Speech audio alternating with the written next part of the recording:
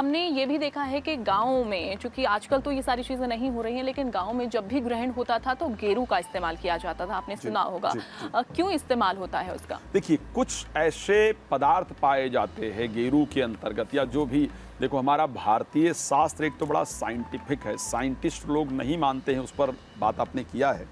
गेरू के प्रभाव से जो एक जनरली उनको विशेष उनके पेट में इसका प्रयोग किया था, जो महिलाएं गर्भवती होती थी, है ना, और ये दोनों उंगलियों को मिलाकर कुछ ऐसे विषय की प्रक्रिया थी, उससे जो प्लैनेट से निकलने वाली जो वो जो किरणें हैं, जो नकारात्मक किरणें हैं, जो आपको नुकसान कर सकती है।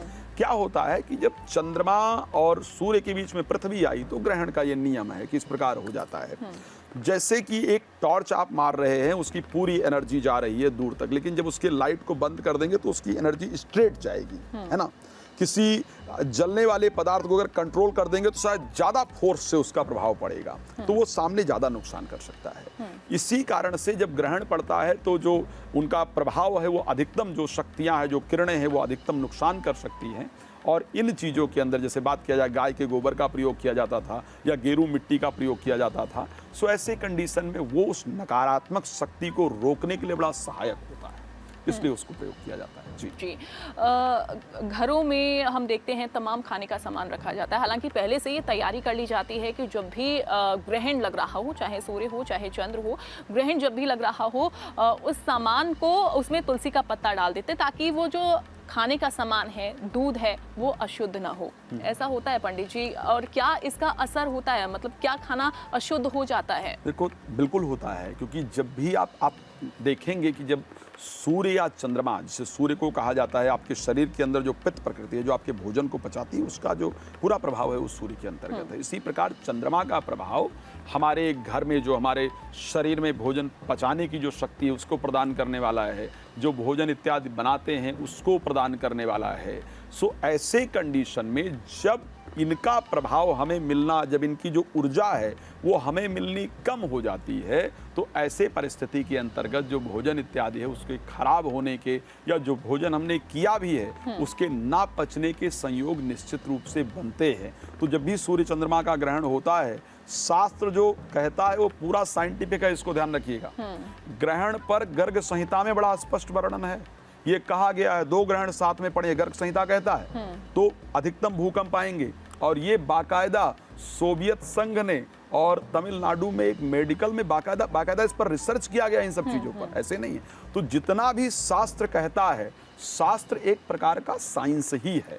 आज हमने उसको एक्सेप्ट करना थोड़ा कम कर दिया है, तो ऐसे कंडीशन के अंतर्गत निश्चित रूप से भोजन भी खराब होता है और स्वास्थ्य के लिए भी नुकसानदायक होता है। कहा, चूँकि ऐसा मानते हैं लोग, हालांकि साइंस इसे नहीं मानती है और इसे बिल्कुल सरे से निकाल देती है कि अगर गर्भवती महिलाएं हैं, कुछ काट लिया, सब्जी काट ली उस दौरान, ग्रहण के दौरान, तो इसका इम्पैक्ट उसके आने वाले बच्चे पर पड़ता है, ऐसा है? देखिए, बहुत सारी चीज़ें हैं जो साइंस मानती नहीं थी, धीरे धीरे साइंस ने मानना प्रारंभ कर दिया। आपको पता है, मैं बहुत सारी, भाई साइंस नहीं मानने के तो बहुत सारे रास्ते हैं, मैं कुछ भी कह दूं कि मैं तो इसको मानता ही नहीं।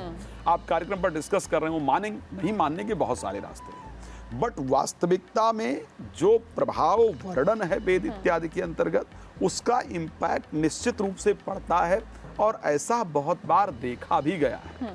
साइंस, आज हम चंद्रमा पर पहुंचे हैं, है ना, चंद्रयान 3 हमारा गया है, और ये बड़े गर्व की और सौभाग्य की बात है। आज कहा जा रहा है कि चंद्रमा रात्रि में 250 डिग्री माइनस में जाता है, राइट।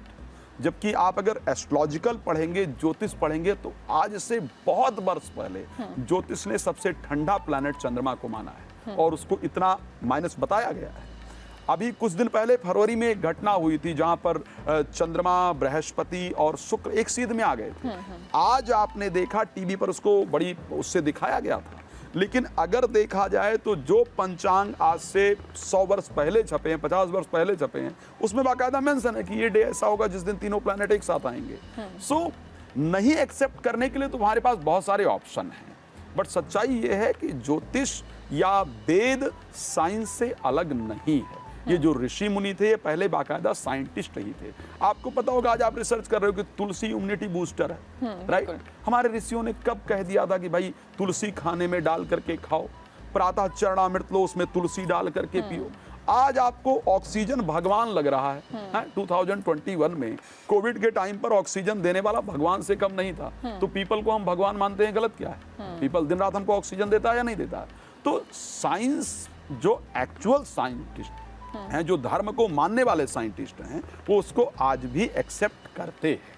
ठीक है, हाँ, जो नहीं मानते तो मना करने के लिए तो बहुत सारी चीजें आप करते रहिए।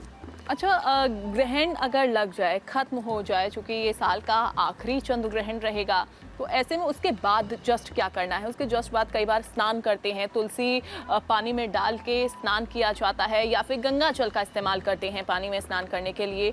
क्यों करते हैं? क्या इसके पीछे कोई रीज़न है? बिल्कुल, क्योंकि गंगा जल एक ऐसा है, आप देखेंगे साधारण जल आप रखते हैं तो खराब हो जाता है, राइट? अभी जापान गंगा जल पर रिसर्च कर रहा था। गंगा जल के अंतर्गत ऐसा कौन सा तत्व पाया जाता है जिसके कारण वो कभी खराब नहीं होता है। तो गंगा जल में इस प्रकार के तत्व हैं जो आपके शरीर को शुद्धि प्रदान करते हैं। ये स्पष्ट है कि जब ग्रहण का प्रभाव पड़ता है, क्योंकि जो हमें सकारात्मक ऊर्जा सूर्य और चंद्रमा से मिल रही थी, जिसके कारण कि हमारा शरीर शुद्ध रह रहा था, उस ऊर्जा को नहीं प्राप्त हो पाने के कारण हमारे शरीर में कोई कीटाणु ना उत्पन्न हो गए हो जो हमारे शरीर को नुकसान करें। इस कारण से गंगा जी में जाकर स्नान करने की विधि है। बट आजकल बहुत सारे लोग गंगा जी नहीं जा पाते हैं, नदी में जाकर के स्नान नहीं कर पाते हैं। ऐसे कंडीशन में आप घर में ही गंगा जल डाल करके और स्नान कर लेते हैं, बाद में तुलसी इत्यादि का सेवन करते हैं। शरीर की स्वच्छता के लिए कोई नकारात्मक जो ऊर्जा है या नकारात्मक कोई बैक्टीरिया हमारे शरीर के अंदर ना उत्पन्न हुई हो, ना नुकसान करे, इसलिए हम तुलसी डालकर या गंगा जल डालकर स्नान करते हैं। जी।